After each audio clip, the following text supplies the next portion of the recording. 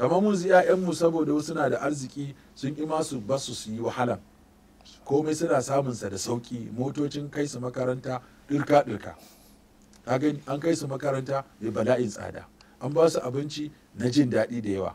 Ba a hana waɗannan ba, amma a dinga koya yaro rayuwa cewa ba za ta iya canzawa. Shi sa da rayuwa ta canza mutum sai ya rikice ta gayyara gaskiya, don bai tarbiyyanci matansa da 'ya'yansa da kansa akan cewa fa wata ran za a iya sakowa ƙasa ba. Da ka sako ƙasa sai kaga fuskokin matarka ya canza, fuskokin 'ya'yanka ya canza.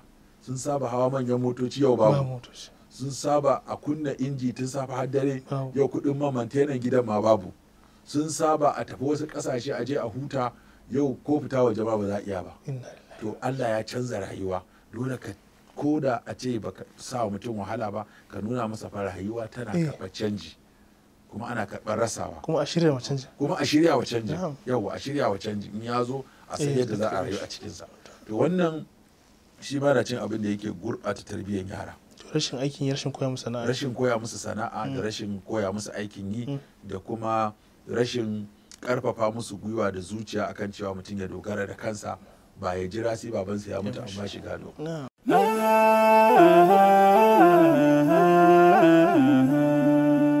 Haske mai leƙa gidan kowa Afirka TV. TV3 tafarkin rayuwa.